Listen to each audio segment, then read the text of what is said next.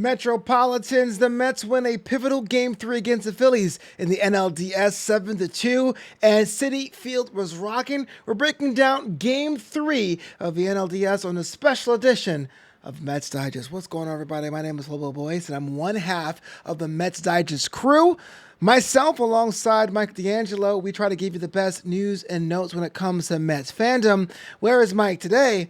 I can tell you where he is in just quite a second. But in the meantime, if you haven't done so already, do me a favor. Hit that subscribe button to make sure you're in the news. You're in the know for news and notes regarding the New York Mets. And wow, what a game that was. We're about an hour removed from that game. Game 3 was pivotal for a lot of reasons. After splitting over at the bank, that Game 2 was pretty much winnable. Going over to Citi Field, the first time the Mets were home in almost 2 weeks, about 15 days, so more than 2 weeks, against a very game Phillies squad. It was a must-win if there ever was one. So, of course, the idea is how did they get it done? Because they did it. 7-2 was the final score off the backs of some fantastic offensive power. Before we get to the game itself, let's talk about so many of these meme good luck charms. I'm not sure which one's your favorite.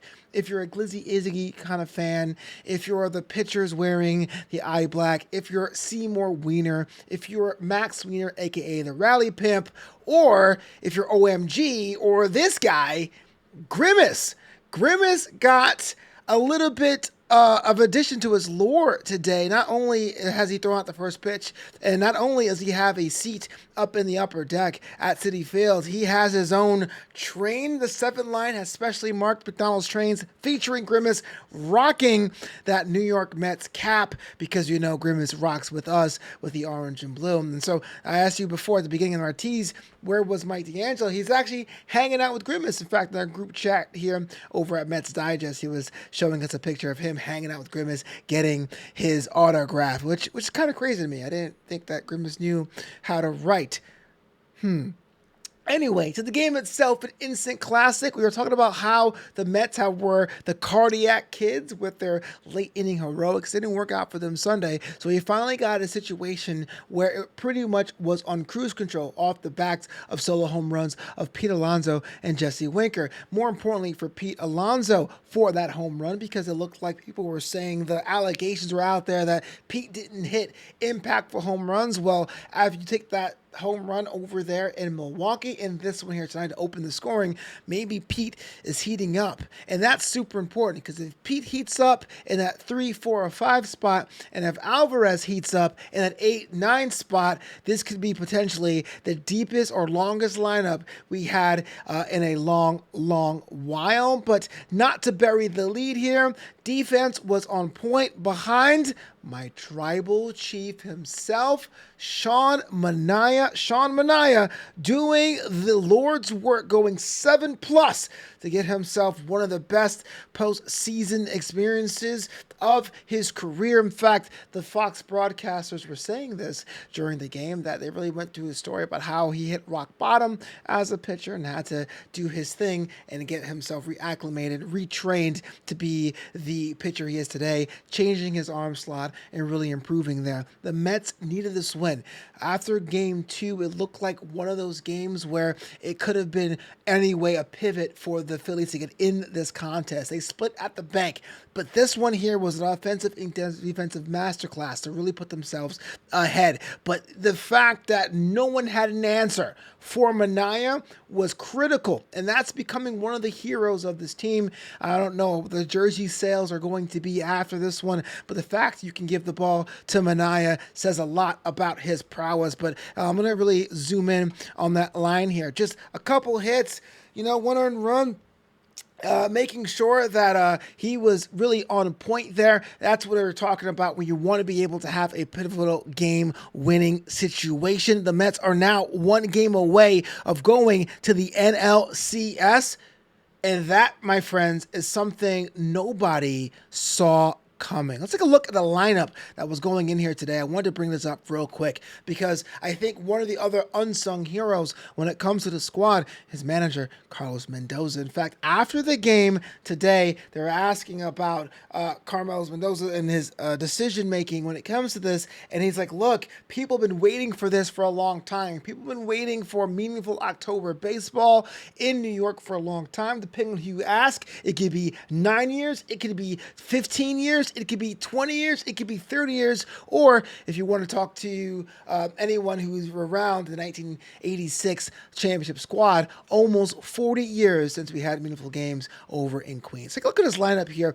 See, Vientos has really much been the standout, being able to really put forward as an offensive threat, but the decision to go with Winker as a DH over JD Martinez, and of course, JD Martinez did feature at the end of the game here tonight, but going with Jesse Weekend paid off in dividends because Winker hit a no-doubt shot that put us 2-0 over the Phillies, and really, it was kind of functionally over after that. Now, not all home runs are equal. Here is something, it was a solo shot, it was only worth one, but you can definitely tell the body language change with that Phillies team, with that Phillies bench, once they saw that upper deck, no doubt. Aaron Nola was pretty much tasked with riding the ship, didn't get it done, and now Ranger Suarez will be the one in Game 4 to make sure the Phillies have a chance. This is actually the higher ground for New York, something we haven't enjoyed in a long, long time. Now, we talked about the pressure when it comes to the team, right? The Mets for a long time had the pressure of making it to the postseason, but once they're here, they're essentially playing with house money. No one expected them to be a playoff team. Nobody expected them to take on the Brewers. And now they have the presumptive maybe favorites or one of the favorites on the ropes. And so at the press conference after the game today, it was kind of an interesting thing that most people are just taking it one game at a time. There really isn't that much celebrating. Yeah, we saw them popping champagne when they beat the Brewers, but no one is really blasting OMG in the locker room. It kind of is everyday ho-hum, and that has really been the Orange and Blues mentality since the All-Star break, since June, when they were clawing back from being 11 games under 500. It's just a whole different culture to the team, and it makes you wonder what kind of culture this team was missing for a long, long time. 2 seasons ago, we threw money at the problem. We had pitchers that were still paying off. Won't name them right here, but this one here seems to be a common mix of rookies and newcomers and veterans and people who are breaking out. Can I give a little bit of flowers to Tyrone Taylor? Here's somebody that was under the radar, but that catch out there in the outfield to really keep the Phillies at bay is one of those ones that get lost in the shuffle with the win here tonight. But top to bottom, the outfield is deep. The infield is deep. Luis Angel Acuna has shown he has a spot on this roster, this playoff roster moving forward, and definitely 2025. There's not many things I can say that we are in trouble for. Yeah, the bullpen is always a thing, but I don't want to rock that boat. There's not really a bullpen in this postseason that is 100% perfect, say for maybe the Guardians or what have you. What we have right now is a good chance to close this out in 4. And I have to give the credit for Carlos Mendoza to not go with the everyday option with DHing with JD Martinez, going with Winker, and Winker hit that home run. So, as we move on to game number 4, Jose Quintana is going to be the one with the ball, and Jose has been on a run. I said this plenty of times. I know when I'm wrong. I'm willing to admit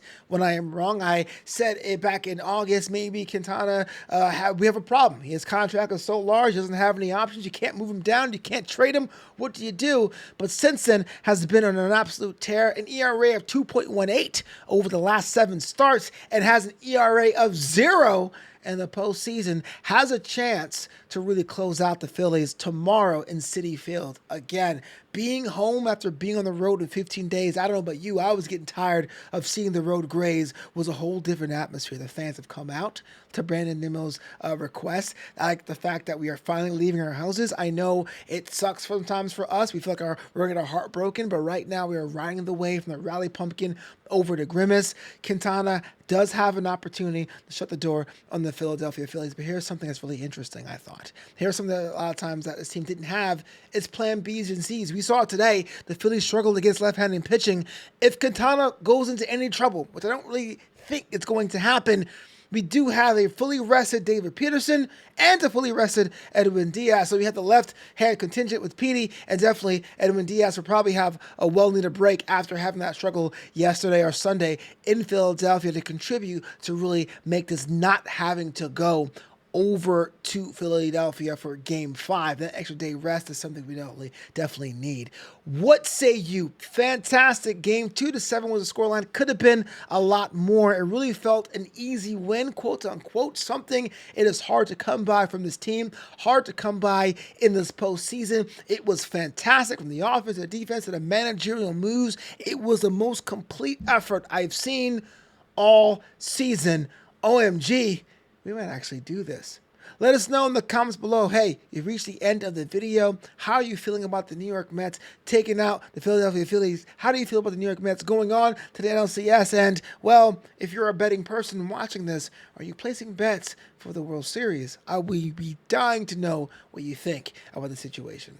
Hey, my name is Flobo Boyce. Thank you so much for checking out Mets Digest. And as always, it's LGM to the bitter end.